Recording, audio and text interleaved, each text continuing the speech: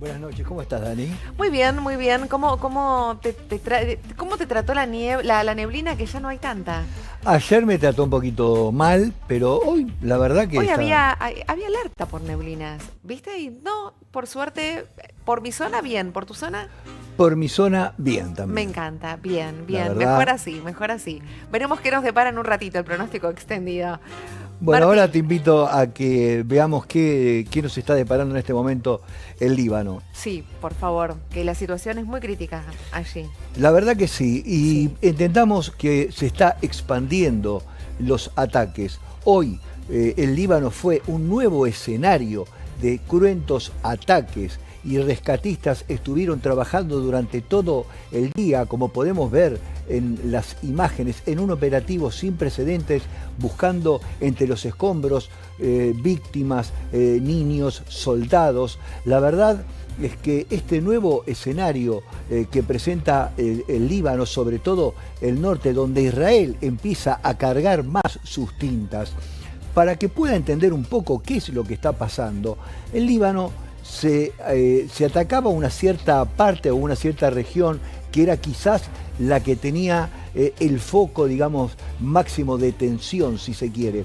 Pero luego Israel empezó a expandirse, sobre todo en la zona del norte, porque tiene que poner más puntos estratégicos, defensivos y tácticos. Pero lo más particular que hoy sucedió, que los ataques realmente israelíes en el Líbano durante la jornada fueron realmente devastadores. Las imágenes que podemos ver muestran rescatistas retirando escombros, buscando sobrevivientes entre piedras y edificios absolutamente destruidos. También se continúan buscando personas desaparecidas, muchas de ellas que todavía se desconoce el paradero, no se sabe si están con vida o no. O sea, están haciendo un operativo en la zona realmente muy importante. Según medios libaneses, para que tengan una idea de la magnitud de este conflicto que se está viviendo, al menos 15 personas murieron y otras 16 resultaron heridas. Entre ellos, por supuesto, víctimas, niños, mujeres. La verdad que no hay discriminación en lo que fue la ferocidad de este ataque y que, por supuesto, toma a todos los pobladores sin distinción, por supuesto, de sexo ni de razas, ¿no? Hasta el momento el ejército de Israel no pronunció específicamente sobre el ataque cifras oficiales, pero sí confirmó que los bombardeos los están focalizando más en las posiciones de Hezbollah, que más o menos lo que ellos tienen en su mapa geopolítico son unas 100 posiciones tácticas que ellos se proponen atacar para poder debilitar al Hezbollah y poder asegurar más la zona.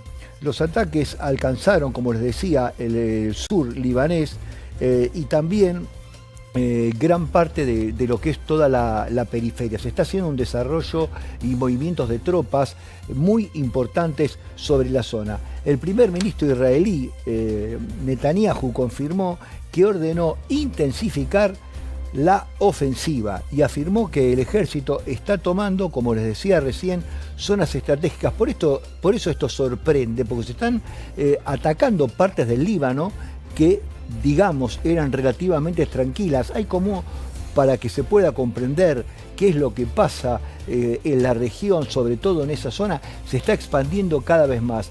Y lo que dice Israel, o lo que esgrime como argumento, es que hay focalizados por lo menos 12 puntos que son estratégicos para el Hezbollah y que necesita, por supuesto, Israel poder cubrir esas posesiones para que no crezca en una escalada de ataques mucho más peligrosas. En cuanto a los equipos de rescate, siguen buscando cuerpos mientras todavía continúan los bombardeos. La situación es realmente desesperante. Queda claro que la tregua existe más en los papeles que en la realidad. Tal es como lo podemos ver en las imágenes.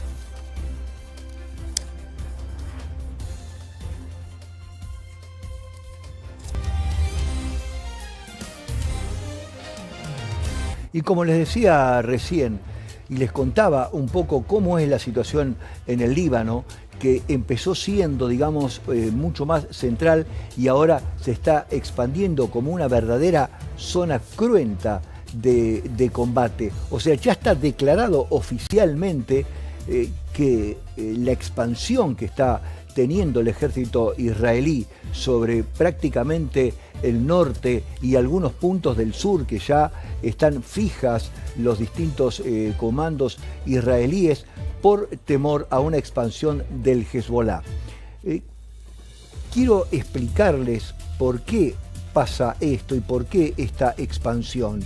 Hezbollah se fue primero como escudando más en la parte central de lo que es el Líbano. Y a medida que, por supuesto, el ejército israelí va tomando posiciones, Hezbollah hace como una suerte de apertura en herradura sobre el territorio y se expande tanto al sur como al norte. Por supuesto que Israel inmediatamente toma cartas en el asunto y genera un cordón como de seguridad, centrando los ataques en la zona, como veíamos recién, en la zona sur, pero también se va propagando los ataques en la zona norte. Fíjense, como veíamos recién, la violencia de lo que son los ataques, que quedan prácticamente ciudades sepultadas, con gente y los equipos de rescate buscando de manera desesperada a sus familiares, y realmente todavía no se ha dicho por parte del gobierno israelí ningún cable que diga la cantidad de pérdidas que ha tenido el ejército israelí. Recién veíamos que las cifras que teníamos eran muy por arriba y de civiles. A través de las redes sociales, un portavoz militar israelí pidió: miren lo que es realmente la escalada y en qué nivel de violencia estamos, que el mismo ejército israelí, por medio de su portavoz, está pidiendo que evacúen la zona. Les está diciendo a la gente que, si es posible, se vayan lo más rápido posible de esa zona, que se van a focalizar combates que son realmente de una potencia muy, pero muy importante. La advertencia se produce pese al alto el fuego vigente desde el 17 de abril entre Israel y el Hezbollah. Esto hay que tenerlo en cuenta, porque todo esto pasa mientras hay un alto el fuego. Como verán, el alto el fuego no existe, porque los ataques son cada vez más peligrosos y cada vez más poderosos. Sin embargo, jamás, a pesar del alto el fuego, estos ataques se han detenido, digamos, completamente. Siempre hubo refriegas, pero no lo que es ahora. El jefe del Estado Mayor israelí aseguró que las operaciones militares seguirán siendo e intensificándose en la zona de manera cada vez más fuerte. Israel mantiene ataques frecuentes sobre posiciones en el sur, sobre todo el Líbano, como les contaba, y también planea llevar diferentes teatros de operaciones a fronteras que todavía no reveló por una cuestión, por supuesto, estratégica. Para reflexionar y pensar lo que está pasando, porque acá el que sufre realmente son los civiles que están ahí en la zona y quedan enterrados bajo los escombros. Cuando una región completa es considerada zona de combate, la guerra deja de afectar solo a los soldados y empieza a expulsar a la población de su propia tierra.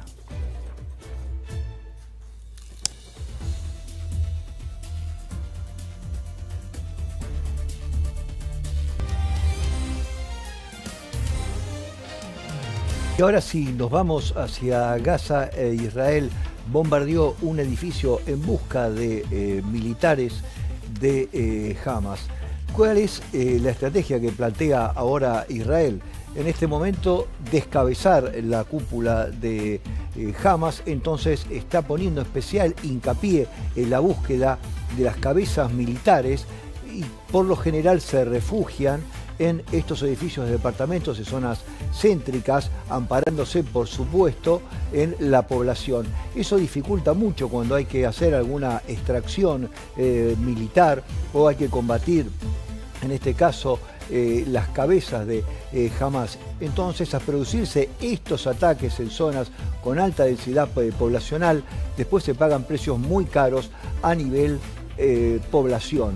Para entender un poco cómo es el conflicto, porque por un lado nosotros tenemos al Hezbollah, el Líbano y a Hamas en Gaza. Son los dos frentes que está atacando Israel. Por eso alguno puede confundirse, bueno, ¿por qué pasa tal cosa? Bueno, en la parte del Líbano, como decíamos hace un rato, se está expandiendo el Hezbollah, entonces hay que hacer otra táctica militar diferente. Lo que pasa en Gaza es un asunto distinto. Acá está Hamas, que tiene desde el año 2007 una incidencia no solamente militar, sino política.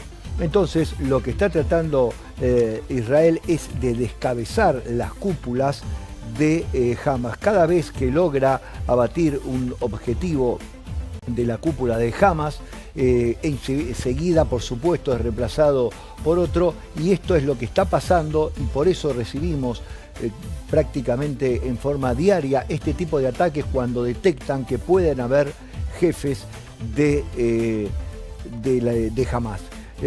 Por ahora, según las autoridades de Gaza, alrededor de 900 palestinos murieron desde el principio de la tregua.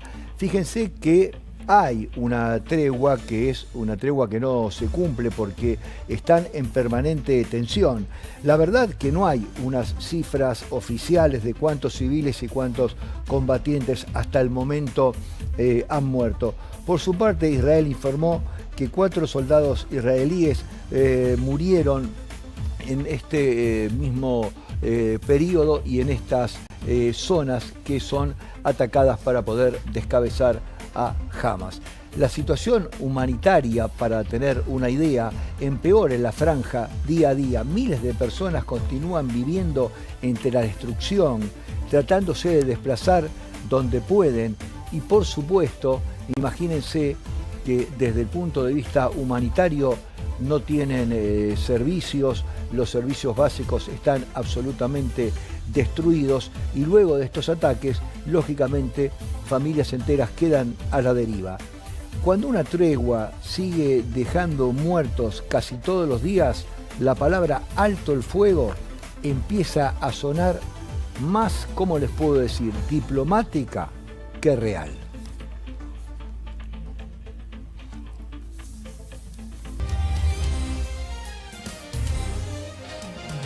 Martín, nos vamos hacia Cuba y la situación que está viviendo. Según el secretario de Estado estadounidense, Marco Rubio, Cuba está en muchos problemas. En muchísimos problemas, sí, y con muchísimos frentes diferentes. Ahora Marco Rubio dice que Cuba es una amenaza para Estados Unidos. ¿Cómo es la situación?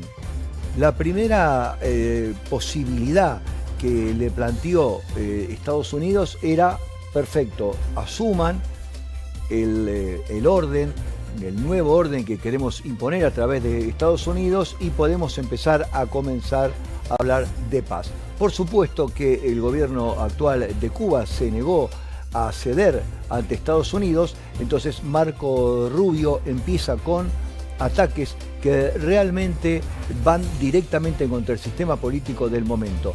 Primero, ¿cuál fue la estrategia de Estados Unidos?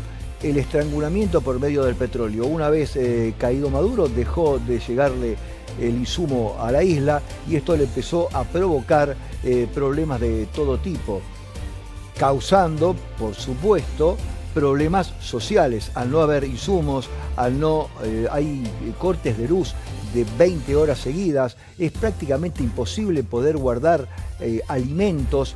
Entonces, una vez que estalla todo este panorama social, ¿qué es lo que descubre y qué es lo que arma Cuba? Dice, no, hay todo este estallido social, es producto de la presión que me está poniendo en este momento Estados Unidos. Estados Unidos dice que por supuesto que el régimen comunista de este momento es absolutamente incompetente, lo califica de inoperante también, y además ahora suma otro nuevo punto de tensión.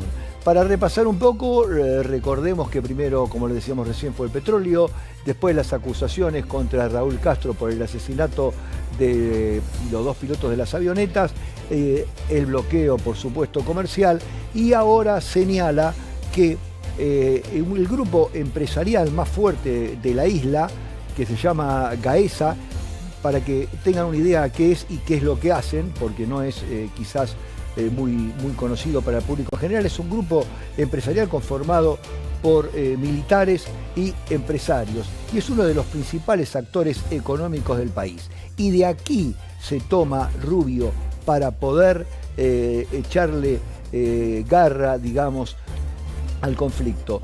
Él dice que este grupo, Gaesa, controla gran parte de la economía cubana y por supuesto no la distribuye como corresponde entre la sociedad. El funcionario estadounidense asegura que el dinero que proviene de todas estas negociaciones empresariales jamás le llega a la población y sostuvo que la situación representa un riesgo para la seguridad nacional y de Estados Unidos. Por eso él habla de amenaza respecto a este grupo empresarial militar que puede, por supuesto, generar una amenaza en el plano económico. Esto es para que se entienda un poco cuáles son los distintos puntos y focos de conflicto que en este momento hay en Cuba, porque son varios.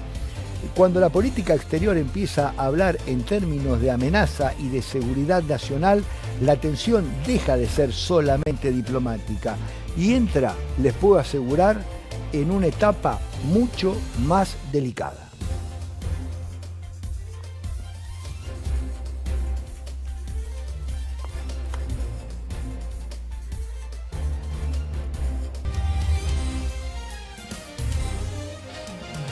Bolivia atraviesa en este momento una de las crisis más intensas de toda su historia. Mientras el gobierno está tratando de poder negociar con el sindicalismo, con la iglesia, para ver si se puede mermar un poco toda esta polémica, las negociaciones se ven cada vez más complejas. El vicepresidente Lara abrió una mesa de debate para poder coordinar con los diferentes puntos de presión que están ejerciendo el pueblo y, como les decía recién, los sindicatos, pero la verdad es que nada puede llegar a algún acuerdo. Está muy tensa la situación, están las calles hechas realmente un caos. Para tal fin, la propuesta del presidente Rodrigo Paz, tras los permanentes disturbios que hay casi todos los días, propone promulgar una nueva ley para que se habiliten las Fuerzas Armadas en conflictos internos. Esta norma reemplazaría las restricciones vigentes desde el 2020. Por supuesto que al involucrar al ejército trae polémicas por el hecho de involucrar Fuerzas Armadas en una crisis de corte social.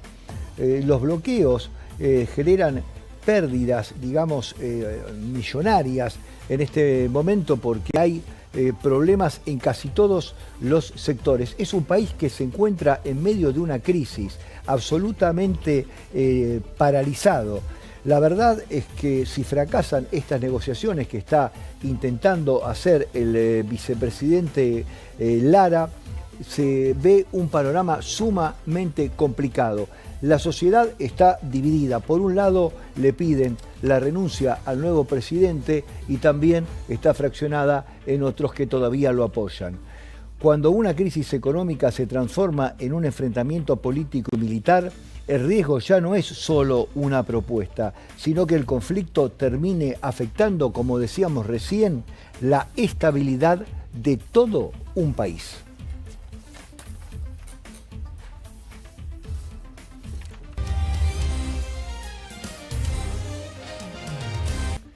Y en Cuba las cosas no mejoran, todo lo contrario, se agravan cada vez más. Un petrolero ruso que debía llegar en estos días, el Universal, proveniente de Rusia, con una importantísima cantidad del fluido absolutamente necesaria hoy por hoy para toda la sociedad que está prácticamente sin energía, se desvió. No llega a donde tiene que llegar, provocando, por supuesto, el agravamiento de la crisis, porque Cuba contaba con este fluido proveniente de Rusia para poder, por lo menos, abatir un poco lo que es la crisis energética que viene sufriendo. El petrolero ruso, cargado con 240.000 barriles de diésel, abandonó la trayectoria que emprendía hacia La Habana y quedó a la espera de nuevas instrucciones. Según datos del monitoreo marítimo, la embarcación pasó varias semanas detenida en el Atlántico antes de modificar su destino. La carga, como les comentaba recién, lo que trata es de aliviar un poco lo que es la escasez de combustible en la isla. Cuba no recibe un suministro importante y miren desde qué fecha, desde fines de marzo. En aquel momento otro buque ruso descargó el crudo en la ciudad de Matanzas.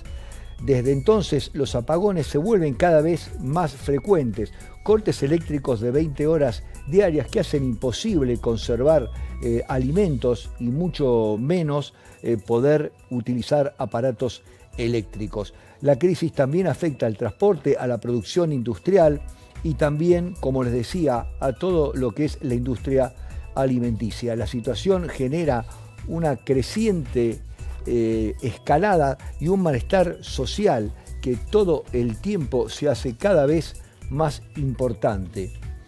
Cuando un barco cargado de combustible cambia el rumbo, no solo se mueve el petróleo, también cambia la expectativa de millones de personas que esperaban por lo menos volver a tener algún momento de electricidad.